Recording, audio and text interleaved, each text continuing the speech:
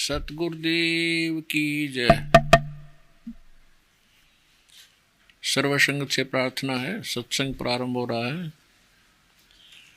कृपया सत्संग स्थल पर शांतिपूर्वक विराजमान होकर के श्रद्धा से सत्संग सुने।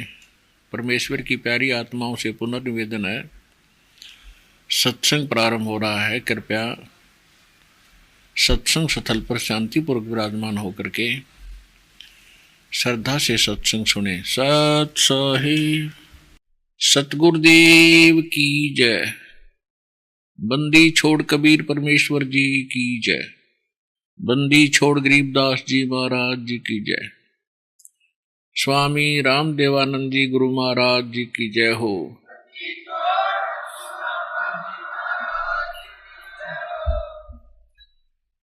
ग्रीब नमो नमो सतपुरुष को नमस्कार गुरु की नहीं। सुर नर मुनि जन साधुआं संतों सर्वस्ती नहीं। सतगुरु साहेब संत सब डंडो तुम प्रणाम। आगे पीछे मत हुए तिनको जा कुर्बान। नराकार निर्विषम काल जाल भयबंधनम निर्लेपम निज निर्गुणम अकल अनुवेशंदनम। सोहम सुरति समाप्तम सकल समाना नीरतलय। उज्ज्वल हीरंबर हरदमम बेपरवा अथाह वार पार निमज्जतम। ग्रीव जो सुमर सिद्ध होई गणनायक गलता ना करो अनुग्रह सोई पारस पद परवाना। आदि गणेश मनाऊं गणनायक देवन देवा। चरण कमल लाऊं आदंत करूं सेवा। परम शक्ति संगीतम रिद्धि सिद्धि दाता सोई। अवगत गुण अतीतम सत्य पुरुष निर्मोही। जगदम्बा जगदीशम मंगल रूप मुरारी। तन मन अर्पण शेषम भक्ति मुक्ति भंडारी। सुर नर मुनि जन ध्यावे ब्रह्मा विष्णु महेशा। शेष शेष मुख गावे पूज्य आद गणेशा। इंद्र कुबेर सरीखा वरुण धर्म राय ध्यावे। समर्थ जीवन जी का मन इच्छा फल पावे। 33 कोटि अधारा ध्यावे शेष 88। उत्तर बहुजल पारा कट है यम की फांसी। 33 कोटि अधारा ध्यावे शेष 88।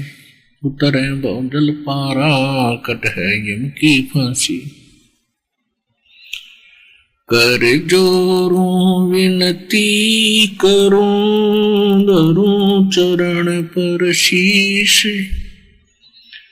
गुरु जी राम देवानंद जी महाराज ने दियो नाम बख्शीश।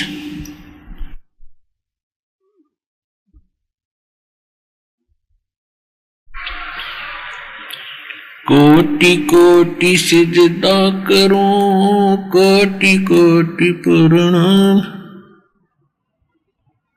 चरण कमल में राखियो मैं बंदी जाम गुलाम।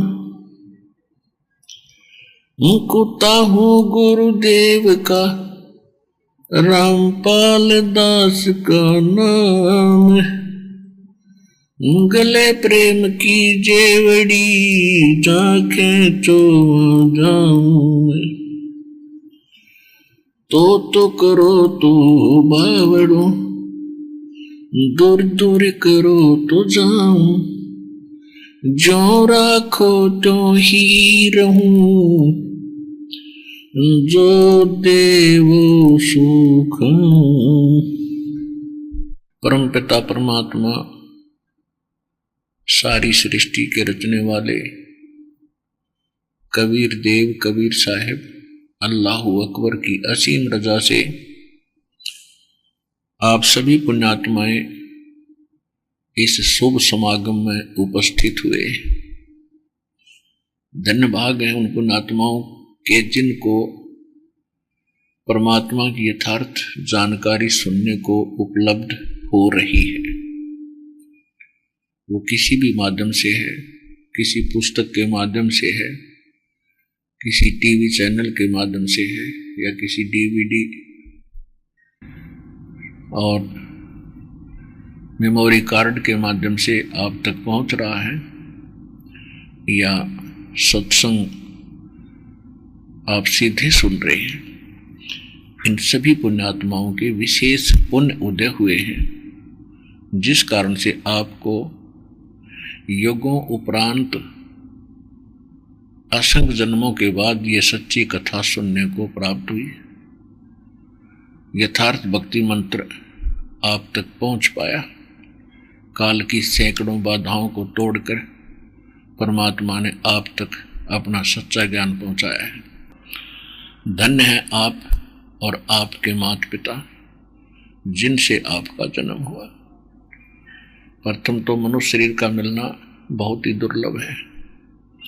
उसके पश्चात मनुष्य शरीर के अंदर परमात्मा की प्रेरणा होना, परमात्मा के पाने की तड़प बनना, ये और भी मुश्किल है। और तीसरे नंबर पर परमात्मा प्राप्त की तड़प बने प्राणी को सतगुरु मिलना, यथार्थ भक्ति का मिलना, ये बहुत ही दुर्लभ है और बहुत ही पुण्यकर्मी प्राणियों को सुलभ होता है। आप उन पुण्यकर्मी प्राणियों में से हैं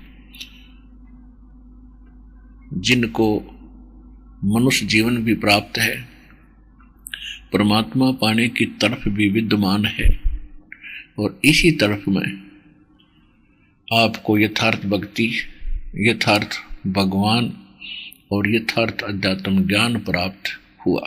ये कोई डूम बाट के गीत नहीं है, ये परमात्मा का बताया मार्ग है।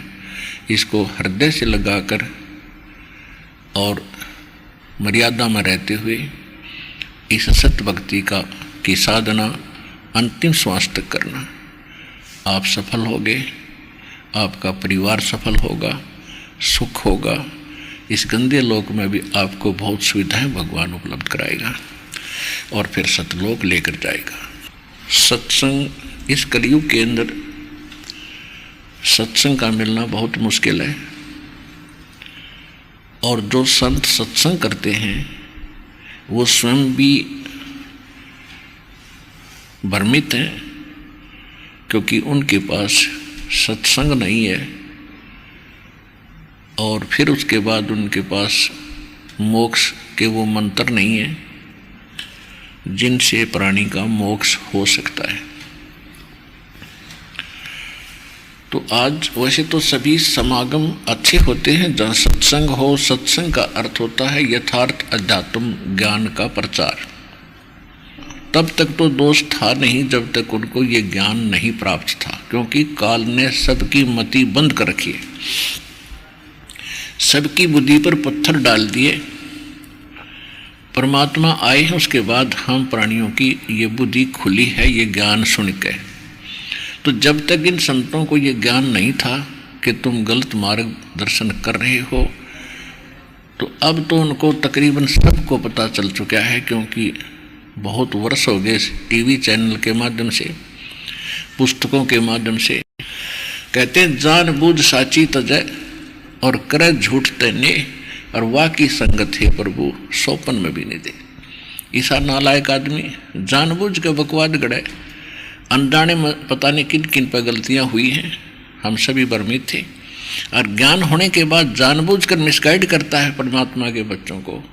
कहते हैं उसके साथ तो स्वप्न में भी नहीं परमात्मा में कभी मिला है ऐसे निकम्मे आदमी से।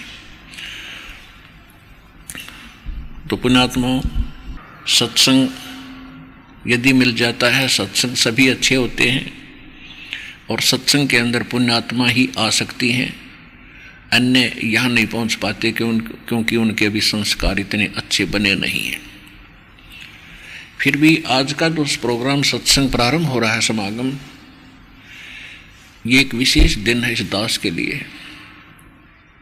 परमेश्वर की वाणी माता है कि जा दिन सतगुरु भेंटिए 100 दिन लेखे जान, और बाकी समय व्यर्थ गया बिना गुरु के नाम।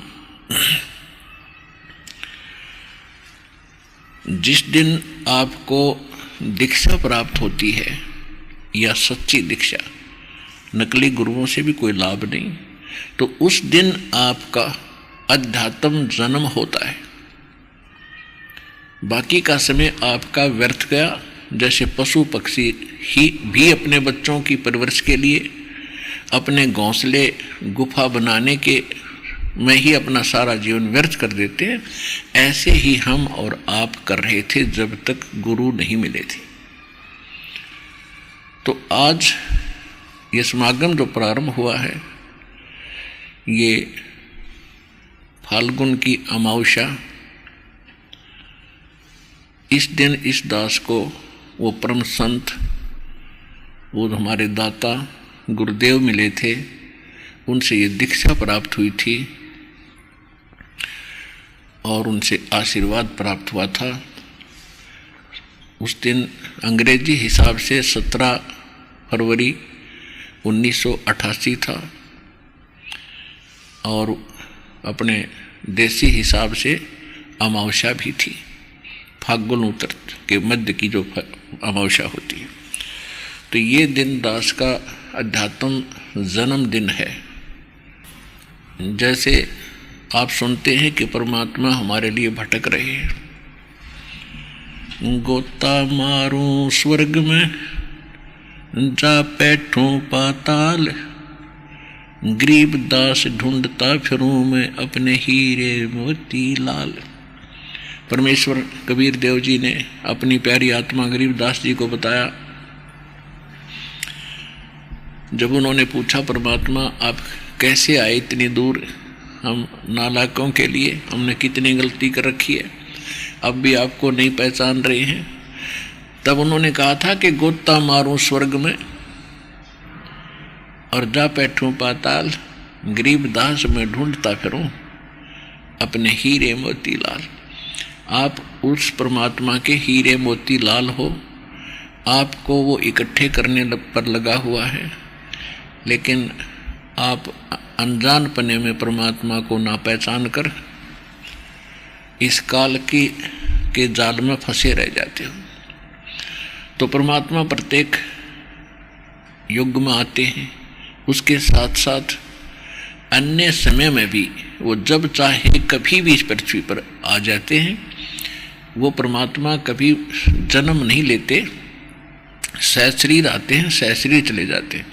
एक जीवन प्रत्येक युग में एक जन साधारण की तरह वो जीते हैं, ये उनका नियम है। जैसे इसी कलयुग के अंदर विक्रमी संवत 1455 ज्येष्ठ सुदी पूर्णमासी सन 1398 को सतलोक से आए थे, एक बालक का रूप बनाया था, कमल के फूल पर विराजमान हुए थे। वहाँ से नीरू नीमा नाम के दुल्हा दंपत्ति निसंतान थे, वो घर ले गए थे। और उसके बाद वो परमात्मा धीरे धीरे बड़े हुए, अपनी लीला प्रचार अपने में बाहर छोटी मोटी झोंपड़ी डालकर एक गुरु रूप में रहा करते थे, क्योंकि यहाँ पर दो शक्तियाँ काम कर रही हैं। एक तो जो काल है, इसको शैतान भी कहते हैं, और दूसरा दयाल है, वो कबीर भगवान है, सत्य पुरुष है। हम सत्पुरुष के बच्चे हैं, हम सत्पुरुष की संतान हैं, चींटी से लेकर हाथी तक, रंग से लेकर राजा और देवताओं तक। और वो हमारे लिए भटक रहे हैं, हम इस झूठे सुख को सुख मानकर अपना जीवन इसी में व्यस्त किए हुए हैं। तो वो परमात्मा कहीं भी आकर के ऐसे रहा करते थे, ज्ञान सुनाते थे। तो यहाँ दो शक्तियाँ हैं। ये काल चाहता है कि इनको यथार्थ ज्ञान ना हो, भगवान की जानकारी इनको सौंपन में भी ना हो। यदि इनको परमात्मा पाने की तड़प हो तो नकली दूत संत बिना गिनती के भेज रखे हैं, छोड़ रखे हैं, गांव गांव में, नगर नगर में, डगर डगर में, वो सब भ्रमित करने पर लगा रखे हैं। वो अपना भी जीवन नाश कर जाते हैं और भोले श्रद्धालुओं को भगवान से दूर करने का पाप भी वो सिर पर रख ले जाते हैं। तो इस शैतान का तो काम ये है कि भक्ति से दूर रहें, यथार्थ मार्ग पर ना चलें। और परमात्मा की ये कोशिश रही है कि इस कलयुग के पीक टाइम तक, प्राइम टाइम ये जो चल रहा है पिछली पीढ़ी का, यहाँ तक इस भक्ति की आस्था, भक्तों के अंदर भगवान की आस्था बनाए रखूं ताकि इनमें तड़फ बनी रहे और उस कलयुग के उस समय में ये मेरे पास आवे और इनका कल्याण हो सके। तो इसी प्रकार एक नगर के पास परमात्मा ऐसे ही एक साधु संत के रूप में रह रहे थे और उनके कई परिवार उनके शिष्य हुए। तो उस परिवार की एक लड़की कहीं विवाही दूसरे गांव में उसका विवाह हुआ। तो परमात्मा संत रूप में विराजमान रहते हैं। तो उन्होंने कभी कुछ दिनों के बाद उनके घर वालों से कहा कि बेटी का विवाह कहाँ हुआ है। उन्होंने बताया कि ऐसे ऐसे उस गांव के अंदर विवाह कर रखा है आपकी पुत्री का। तो परमात्मा ने यानी संत रूप में उस संत ने कहा कि मैं कभी उधर जाऊंगा तो बेटी को मिल के आऊँगा। और उनके माता पिता ने भी कहा कि भगवान जरूर दर्शन दे के आना, कहीं भूल ना पड़ जाए बेटी के। इस उद्देश्य से वो संत उस लड़की के वहाँ ससुराल चले गए। तो उस लड़की ने जाकर के अपनी सास को भी काफ़ी पढ़ाया, उसको ये ज्ञान सुनाया। कुछ दिनों के बाद उस माई ने, उसकी सास ने भी दीक्षा ले ली उसके साथ कहीं पर आकर मालिक से, उसी संत से। संत के शिष्य ज़्यादा होने से कई बार पहचान भी नहीं होती। तो जब वो संत जी वहाँ पहुँचे, कुशल मंगल पूछा, तो संत जी ने पूछा, गुरु जी ने पूछा, बेटी तेरी सास कितने दिन की है, तेरी सास कितने दिन की है? उसने कहा जी ये 6 महीने की है मेरी सास 6 महीने की है। अच्छा, और तेरा ससुर क्यों, उसका तो वो तो है ही नहीं, उसका जन्म नहीं हुआ अभी तक। तो 2-4 कुशल मंगल की बातें सुन के फिर उसने कहा बेटा मैं फिर आऊँगा और इनको समझाऊंगा, ये भी परमात्मा के मार्ग पर लगेंगे, तेरे ससुर को भी समझाएंगे। तो उसके वो चले गए संत जी। पीछे से उसका ससुर आया तो उसकी सास ने उसको कहा कि ये अच्छी निकम्मी बहू आई, ये तुम्हारी बेइज्जती करती है। ऐसे ऐसे गुरुजी आ रहे थे उसके सामने, कहती है मुझे तो कहती है ये 6 महीने की है। मुझे तो बता रही थी 6 महीने की, मैं 60 साल की और इसके सामने बैठी, और आपको कह रही थी उसका जन्म नहीं हुआ, तो मेरी झूठी भी है, इसकी क्यों कृपा पड़ेगी। तो ससुर समझदार था कि इस लड़की के साथ तो हम क्यों बात करें। आप कह रहे हो महाराज जी फिर आओगे, महाराज जी से पूछेंगे जी आपकी लड़की को कुछ समझाओ, ये ऐसे ना बोला है। तो गुरुजी वापस आए तो उसके ससुर ने कहा महाराज जी या लड़की न समझाओ, ये कैसी बोलती है, 60 साल की बुढ़िया ने तेनू कहा या 6 महीने की है, और मेरे बारे में आपको क्या इसने इसका जन्म नहीं हुआ है, ये अच्छी बात नहीं।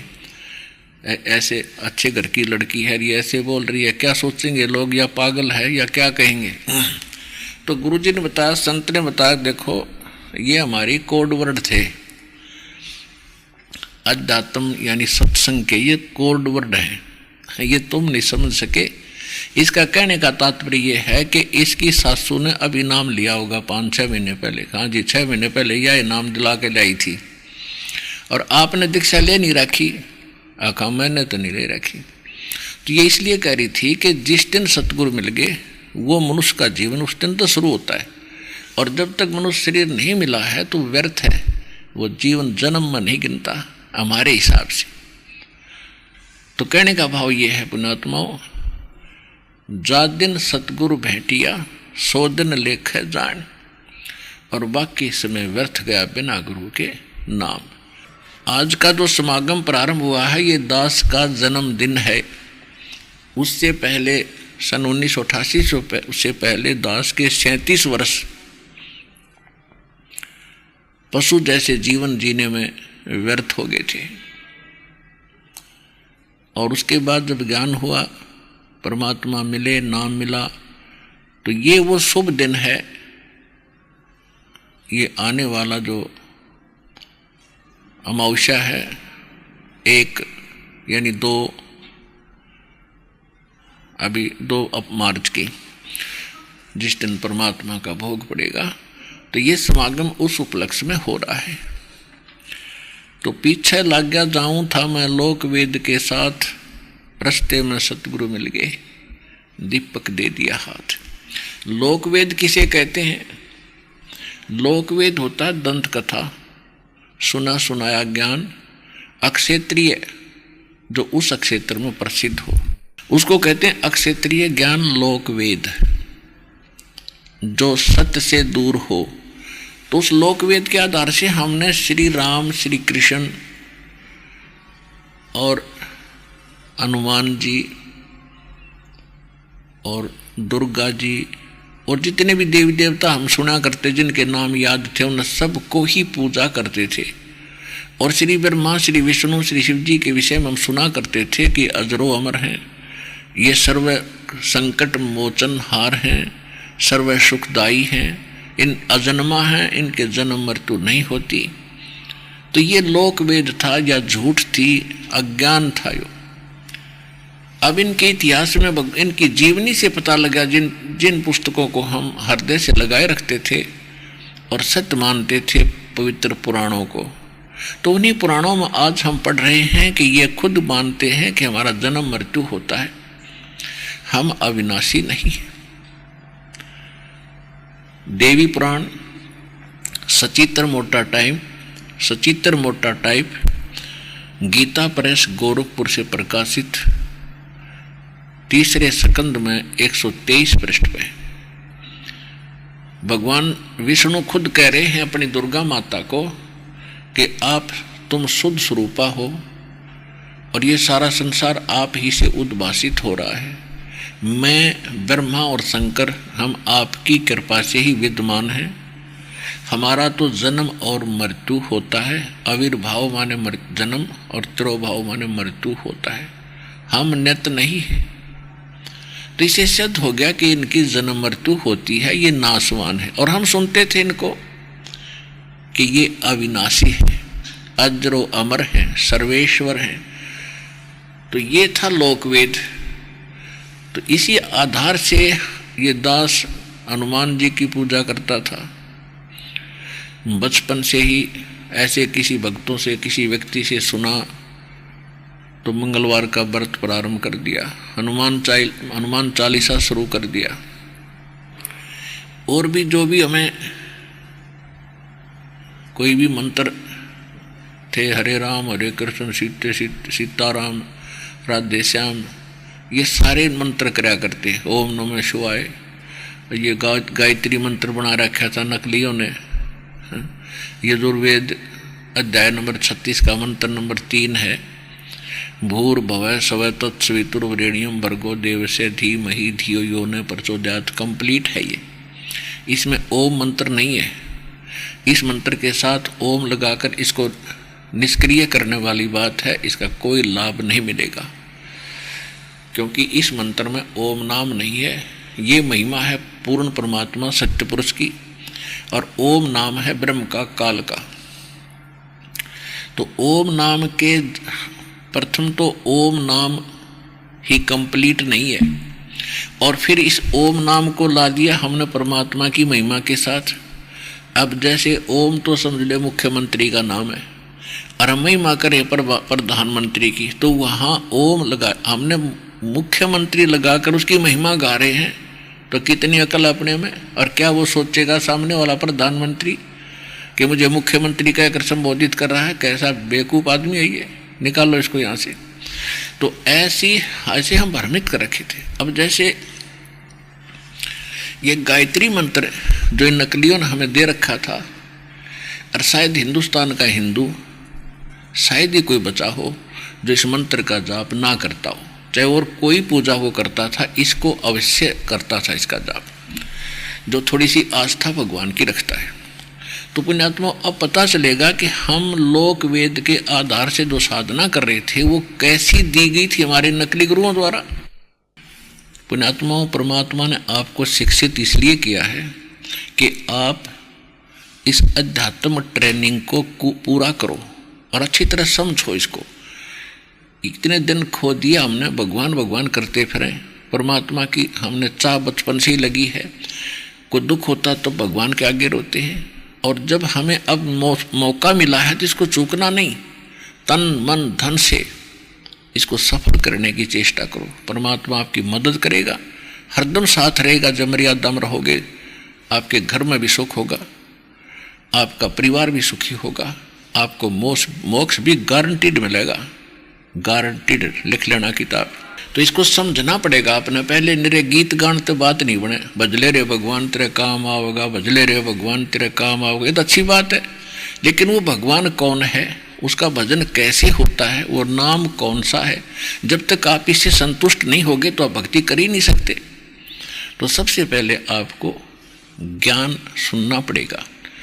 गीता अध्याय नंबर 4 के श्लोक नंबर 33 में यही कहा है कि इस द्रव्य में यज्ञ से ज्ञान यज्ञ श्रेष्ठ है। अर्जुन, द्रव्य में यज्ञ होती है, जैसे कई भंडारे कर दिए, कोई सत्संग करा दिया, कि धर्म यज्ञ कर दी, काम्बल बांट दिए, पशुओं को पक्षियों को चारा आहार डाल दिया, कि धर्मशाला प्याऊ बनवा दी, ये तो है द्रव्य यज्ञ। हवन कर दिया, जो द्रव्य से यानी पैसे से होने वाले धार्मिक अनुष्ठान, उसको द्रव्य यज्ञ कहते हैं।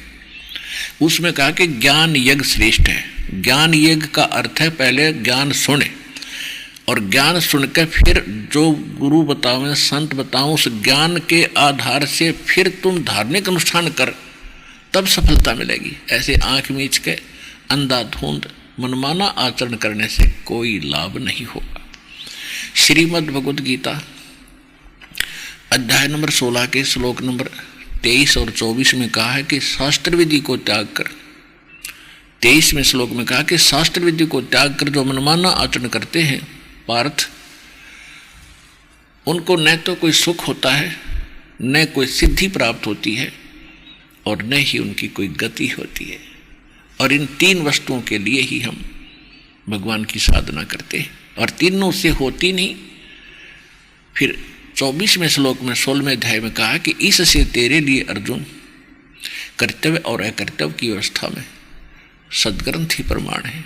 किसी की लोक वेद पर आश्रित होकर अपना जीवन नाश ना करना, जो सद्ग्रंथ बताते हैं उन्हीं को आधार मानकर उनकी साधना और अपने ज्ञान को ग्रहण करना। तो इस सतलोक आश्रम बरवाला के अंदर केवल सद्ग्रंथ को आधार मानकर और ये शिक्षा और दीक्षा दी जाती है, और आपके रूबरू किया जाता है। हमारे सद्ग्रंथ ये बताते हैं, ये दास भी वही आपको बता रहा है। हमारे सद्ग्रंथों में साधना के ये मंत्र हैं, और इन मंत्रों को जिन जिन महापुरुषों ने जाप किया उनका प्रमाण बताता है कि इन महापुरुषों ने ये मंत्र जाप किए, और इनका मोक्ष आप भी मानते हो कि इनका मोक्ष हुआ, तो उनका मोक्ष इस साधना से हुआ जो दास बताता है। तो आपके पास से वो उपलब्ध कराई जा रही है। तो प्रसंग चल रहा है कि शास्त्र विधि को त्याग कर जो मनमाना आचरण हम करते रहे, वो कौन कौन से आचरण थे। आज कुछ प्रकाश डालेंगे गायत्री मंत्र क्या है, और ये कहाँ से नकलियों ने ग्रहण किया। इनको ये भी नहीं मालूम आज तक ये गायत्री मंत्र है कहाँ से। कोई कुछ कह रहा था, कोई कुछ कह रहा था कि ऋषियों की खोज है। खोज है तो यजुर्वेद अध्याय नंबर 36 का मंत्र नंबर 3 है। अब विशेष बात सोचने की ये है कि इस मंत्र को हम जाप भी करते थे तो इसका लाभ क्या था। इससे लाभ कितना होना था, जैसे भूर्भुवः स्वः तत् सवितु वरेण्यम भर्गो देवस्य धीमहि धियो यो न प्रचोदयात्। इसका अर्थ है कि परमात्मा सबसे पहले विद्यमान थे, उन्होंने सभी लोकों की रचना की, वो सबका सवितु यानी रचनहार है। उस परमात्मा की सच्चे दिल से और सच्ची श्रद्धा से और एक मत होकर आश्रित होकर उसकी भक्ति करनी चाहिए। अब ये है इसका अर्थ। इस गायत्री मंत्र को कहा करते थे आप, इसके साथ ओम नहीं लगाना चाहिए। ओम तो बिल्कुल ला कर खराब कर दिया इसको। अब कोई न्यू कहे कि ऋषियों ने और इसमें बढ़िया खोज कर दी, तो ऋषि इस भगवान से बड़े नहीं हो सकते।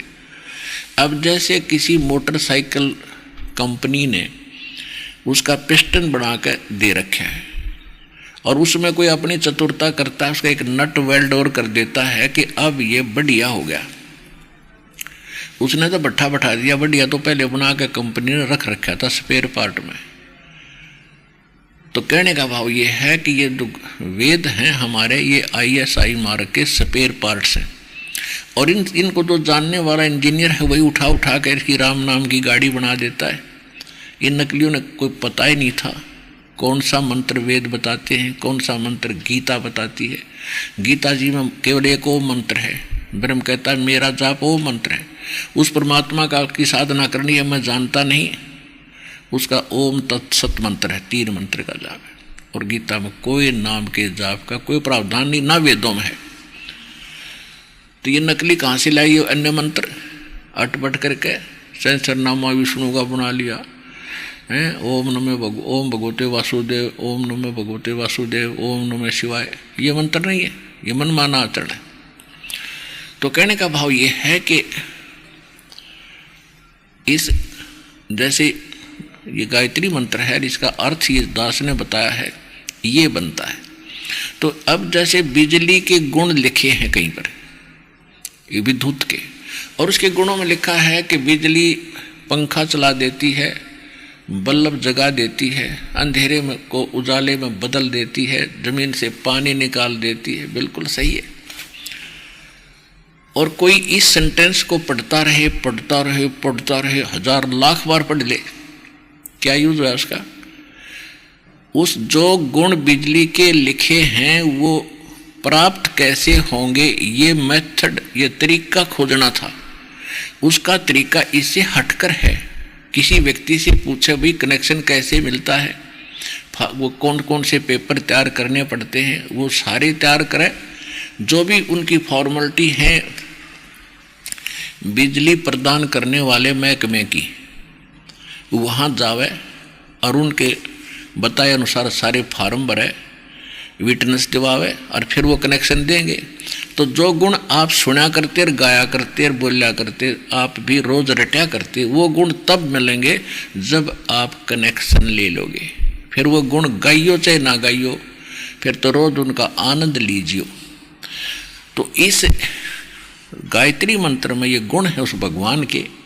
परमात्मा सर्वप्रथम विद्यमान थे, उन्होंने सारी सृष्टि रची है, वही सबके हितैषी है, वरेण्यम है, और सबके वो दाता है। उसकी भक्ति करनी चाहिए अपनी सच्चे दिल से, सच्ची बुद्धि से, और कुछ बुद्धि का प्रयोग करो, परमात्मा को जानो। इस तरह का उसका अनुवाद है। तो उसको हम रोज पढ़ते रहें। भगवान सर्वप्रथम थे, परमात्मा ने सब रचना रची, उसकी भक्ति करनी चाहिए, सच्चे दिल से करनी चाहिए, करते रहो। तो उस गायत्री मंत्र के 1 लाख जाप करने, करोड़ जाप करने से कोई लाभ नहीं होगा जब तक वो गुण जो भगवान के अंदर हैं उनको प्राप्त कराने वाला कनेक्शन यानी सतगुरु नहीं मिलेगा। इसलिए वो साधना शास्त्र विधि त्याग कर ये मनमाना आचरण था, और इस गायत्री मंत्र का कोई लाभ आपको नहीं मिला, जिस कारण से आप भक्ति करते करते भी सब दुखों का सामना करते रहे। उसके बाद आप प्रेत पित्र बनकर श्राद्ध खाने के लिए तत्पर रहे, यानी आपके श्राद्ध निकलवाए जा रहे थे। तो क्या लाभ दिया उस साधना आपको? इसी प्रकार अन्य जो साधनाएं हैं, अब जैसे व्रत रखते हैं। व्रत रखने से क्या लाभ होगा? जैसे दास मंगलवार का व्रत रखा करता हनुमान जी का, और छोटी उम्र में ही लग गया था, चौथी पांचवी कक्षा से, तो बच्चे को भूख तक नहीं लग गया करे कि वो सारे दिन उछल कूद मचानी, और उस दिन व्रत रखना कंपलसरी। अब 12 बजे के बाद खाना खा सकते थे, उससे पहले खाना नहीं खा सकते। तो जब तक रोटी ना मिलती इतना हनुमान थोड़ा याद आया करता, रोटी घनी याद आया करती। अन्य सोचा करते कब 12 बजे रोटी खावें, पेट पकड़ कर बैठ जाते।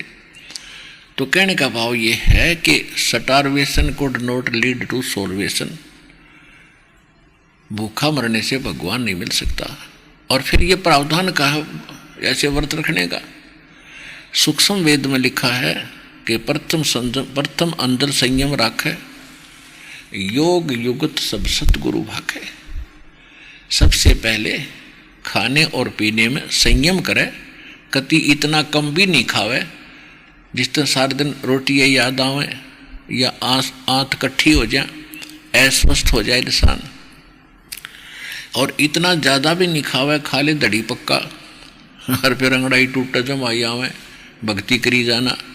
यानी अन्न और जल का संयम रखे, आवश्यक खाना खावे, घना भी नहीं खावे और कति इतना भी नहीं खावे कि भाई कम भी नहीं खाए, यानी अपना मीडियम सा जलपान करे, भक्ति करे, उससे शरीर भी नॉर्मल रहता है। और योग युक्त, योग माने साधना की, युक्ति माने विधि, सतगुरु बतावे तो वो इस तरह के बताओगा। और हमारी श्रीमद् भगवत गीता एंड पवित्र श्रीमद् भगवत गीता, पवित्र चारों वेद और पवित्र सूक्ष्म वेद जो गॉड गिवन स्पिरिचुअल नॉलेज है, जो परमात्मा स्वयं आकर बोलते हैं, उसको सूक्ष्म वेद कहते हैं और उसको तत्व ज्ञान भी कहते हैं। इन तीन जो ये सदग्रंथ हैं, 3 सदग्रंथ हैं, इनके अंदर हमारी भक्ति की विधि यथार्थ लिखी हुई है। लेकिन वेद और गीता में एक जैसी विधि है भगवान के पाने की, ये इनकम्प्लीट है, कंप्लीट नहीं है। इसका प्रमाण है श्रीमद् भगवत गीता अध्याय नंबर 4 के और श्लोक नंबर 32 और 34 में। यहाँ पर ये गीता ज्ञानदाता श्री कृष्ण में प्रवेश करके ब्रह्म बोल रहा है, ब्रह्म। और ये कह रहा है कि अर्जुन, जो मैंने अभी तुझे अन्य साधकों की साधनाएं बताई हैं, श्लोक नंबर 25 से लेकर 30 तक, कोई कैसी, कोई देवताओं की पूजा करता है, कोई एक पैर के खड़ा होकर के तप करता है, और कोई प्राणायाम आदि करके न सोचा भाई इससे मोक्ष हो गया, कोई घोर तप को तपता है, और कोई केवल स्वाध्याय करते हैं, कोई हिंसक अहिंसावादी घोर व्रत रखते हैं, जैसे मुंह पर पट्टी बांध कर नंगे पैरों घूमते हैं, हम हिंसा नहीं करते, हम हिंसा नहीं करते, अहिंसा में विश्वास रखते। कहते ये साधना करने वाले साधक अपनी अपनी साधनाओं को ये पापनाशक जानते हैं। पापनाशक मीन मोक्षदायक, पापनाश होंगे तभी तो मोक्ष होगा, तो ये मोक्षदायक मानते हैं। लेकिन चौथे अध्याय के फिर 32वें श्लोक में कहा है कि उस सच्चिदानंद घन ब्रह्म ने अपने मुख कमल से जो ज्ञान बोला होता है, उनकी उस सच्चिदानंद घन ब्रह्म की वाणी कहलाती है। उस वाणी के अंदर यज्ञों यानी धार्मिक अनुष्ठानों की, साधनाओं की जानकारी विस्तार के साथ कही गई है। और उसमें लिखा है कि वो काम करते करते कर्म करते करते की जाती है, और उसके करने से फिर आप पूर्व सभी पापों से मुक्त हो जाओगे।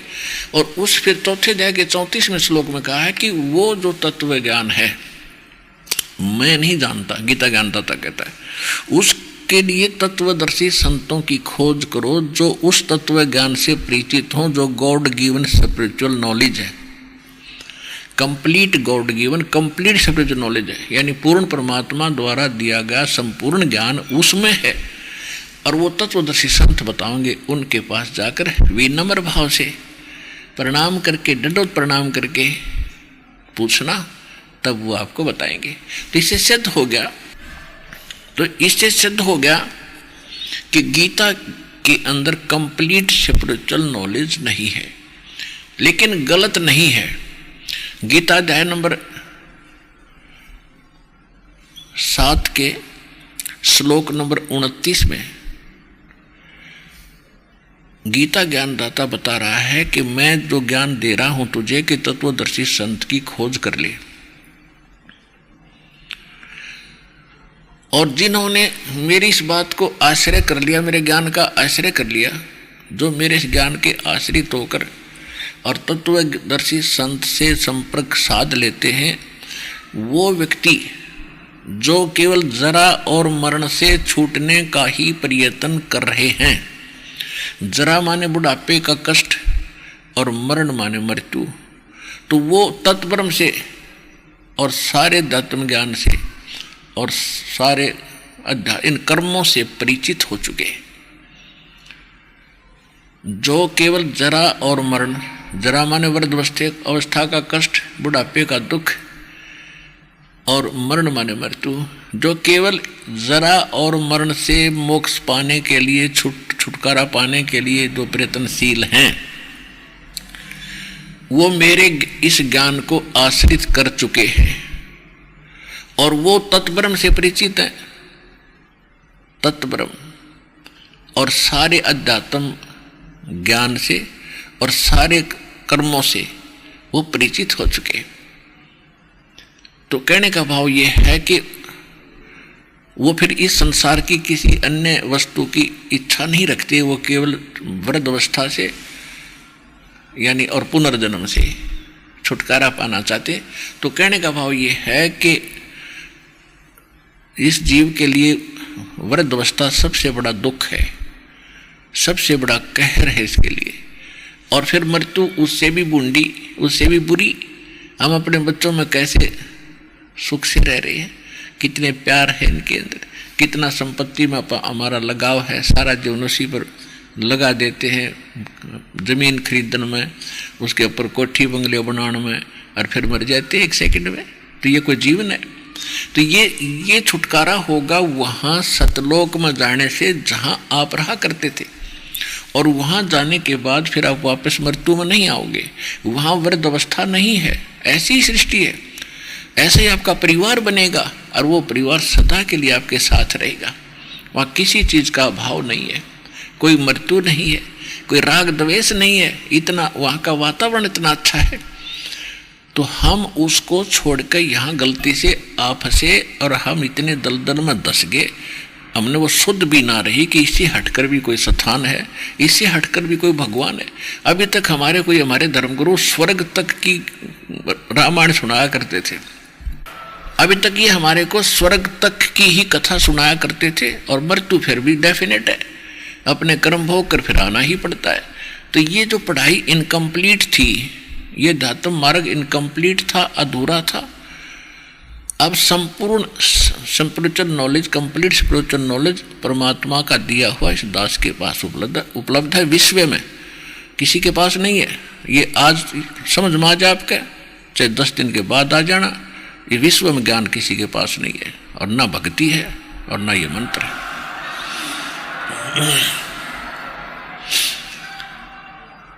तो कहने का तात्पर्य ये है कि ये कह रहा है कि वो जो इस बात से परिचित हो चुके हैं और उन्हें तत्वदर्शी संतों से मिलन उनका हो चुका है, वो ही व्यक्ति, वही साधक केवल उस स्थान को पाने की चेष्टा करते हैं जहाँ जरा और मरण नहीं है, जहाँ वृद्ध अवस्था और मृत्यु नहीं है। 8वें अध्याय के प्रथम मंत्र में अर्जुन ने पूछा कि किम तत्परम, वो तत्परम क्या है जिसके विषय में आप कह रहे हो कि जो व्यक्ति केवल जरा और मरण से छूटने का प्रयत्न करते हैं, तो ऐसा वो तत्परम कौन है, ऐसा वो तत्परम क्या है, अध्यात्म क्या है? तो 8वें अध्याय के 3 श्लोक में गीता जी में गीता ज्ञानदाता कहता है कि वो परम अक्षर ब्रह्म है, यानी गीता ज्ञानदाता से अन्य है। और गीता अध्याय नंबर 15 के श्लोक नंबर 1 से 4 में और 16 और 17 में एक निष्कर्ष दिया है, तत्वदर्शी संत की पहचान भी बताई है कि ये उल्टा लटका हुआ संसार रूपी वृक्ष जानो, जैसे जड़ वृक्ष तो वैसे नीचे से ऊपर होता है, जमीन में जड़ होती है, ऊपर तना होता है, डार होती है, शाखा होती है, पत्ते होते हैं। तो इसको ये समझ लो कि ये उल्टा लटका हुआ है। ऊपर को जड़ है, वो तो पूर्ण परमात्मा है, क्योंकि जड़ ही पूरे वृक्ष को आहार देती है, पालन करती है। तो वो परमात्मा जो पालन करता है वो तो सतलोक और सचखंड ऊपर रहता है, और नीचे की इसके तना ये तो अक्षर पुरुष है।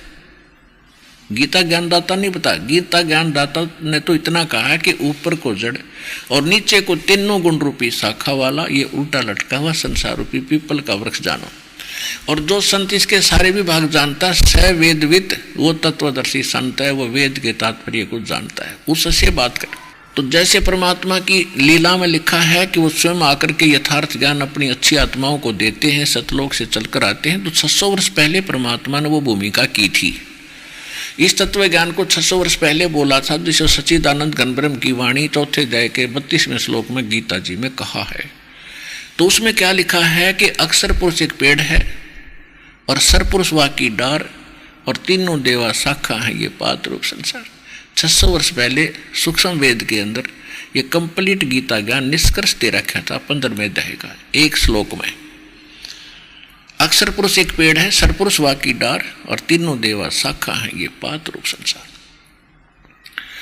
अब अक्षर पुरुष कौन है? तो ये बता है कि जो तत्वदर्शी संत वो होगा, इस वृक्ष संसार रूपी वृक्ष के सब विभाग बता देगा। अब जड़ तो है पूर्ण परमात्मा परम अक्षर ब्रह्म, जिसमें गीता अध्याय नंबर 8 के श्लोक नंबर 3 में गीता ज्ञानदाता जिसके विषय में संकेत करता है वो तो है परम अक्षर ब्रह्म।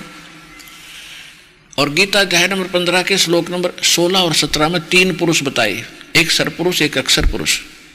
सरपुरुष ये ब्रह्म है जो गीता ज्ञान बोल रहा है श्री कृष्ण में प्रवेश करके, ये केवल 21 ब्रह्मांड का स्वामी है, 21 ब्रह्मांड। और दूसरा अक्षर पुरुष है, वो 7 संख्य ब्रह्मांड का स्वामी है, मालिक है, प्रभु है, स्वामी है। और इसमें गीता अध्याय नंबर 15 के श्लोक नंबर 16 में लिखा है कि यहाँ 2 पुरुष हैं, सरपुरुष और अक्षर पुरुष, और इनके अंतर्गत जितने प्राणी इनके लोकों में, और ये स्वयं ये सारे के सारे नाशवान हैं, लेकिन जीव आत्मा किसी की नहीं मरती। फिर 15वें अध्याय के 17वें श्लोक में कहा कि उत्तम पुरुष है तू अन्य परमात्मा इति उदाहरते। वो पुरुषोत्तम उत्तम पुरुष श्रेष्ठ भगवान तो इन दोनों से सरपुरुष और अक्षर पुरुष है, कोई और है, और उसको परमात्मा कहा जाता है। और ये लोग तरम अविश्य विवृत्ति जो तीनों लोकों में प्रवेश करके सबका धारण पोषण करता है, वो अवैश्वर है, वो है वास्तव में अविनाशी भगवान। तो संसार रूपी वृक्ष की का पोषण मूल से होता है। तो मूल जो है वो परम अक्षर पुरुष है, परम अक्षर ब्रह्म को हो, परम अक्षर पुरुष को हो। अब हम आते हैं गीता अध्याय नंबर 8 के और श्लोक नंबर गीता अध्याय नंबर 15 के श्लोक नंबर 1 से 4 का निष्कर्ष है कि तत्वदर्शी संत वो होगा जो इसके सभी भागों को भिन्न भिन्न बता देगा। सरपुरुष कौन है, परम अक्षर पुरुष कौन है, और अक्षर पुरुष कौन है, डार कौन है, यह आपको बता दिया कि संसार रूपी वृक्ष की मूल तो परम अक्षर ब्रह्म है, परम अक्षर पुरुष कहो, परम अक्षर ब्रह्म कहो।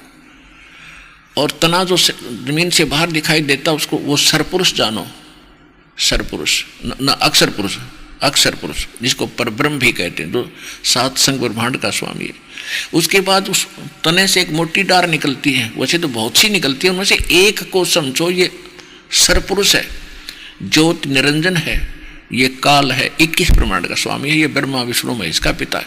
तो इसके डार के आगे फिर 3 शाखा हैं, रजगुण ब्रह्मा, सदगुण विष्णु, तमगुण शिव जी, और आगे पात रूप संसार है। इनके इस उस डार पर लगी हुई शाखाएं 3 और उनके आगे जितने पत्ते हैं तो उनके वो हम हैं, पात रूप संसार। ये तो परमात्मा ने बताया और दास ने आपका रूबरू कर दिया। तो ये कंप्लीट जो ज्ञान इनका बताता है वो तत्वदर्शी संत है। तो इस विश्व में आज तक आपने भी खूब अध्यात्म मार्ग की खोज की है, संतों से भी मिले हो, सदग्रंथ भी आपने बहुत पढ़े हैं, आज तक आपको ये ज्ञान बतानिया नहीं मिला होगा। तो इससे भी सिद्ध हो जाना चाहिए आपके हृदय में कि इस विश्व में दूसरा वर्तमान में कोई संत नहीं है।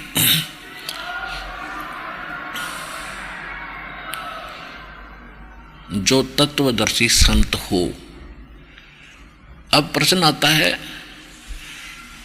गीता अध्याय नंबर 8 के श्लोक नंबर 3 में वो परम अक्षर ब्रह्म बताया है कि जिसको जानने के बाद प्राणी जो संतों के पास पहुंचेगा, तत्वदर्शी संतों के पास जाएगा, वो उसको यथार्थ ज्ञान देंगे, उसके बाद वो केवल भक्ति करेगा मोक्ष के लिए ही।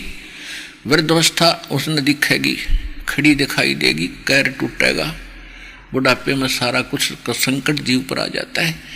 और चलो अब तो थोड़ा बहुत मालिक के नाम से हल्का भी होगा, भक्ति करेंगे तो, और फिर सदा का झंझट छूटे, मौत मिटेगी, वृद्धावस्था नहीं होगी, तो इससे बड़ा सुख जीवन में जीव को होगा क्या? और मनुष्य जीवन सदा रहेगा। तो वो स्थान और उस वस्तु को पाने के लिए एकमात्र स्थान सतलोक आश्रम बरवाला, जिला हिसार, हरियाणा में है, और इस दास के पास उपलब्ध है, विश्व में नहीं है।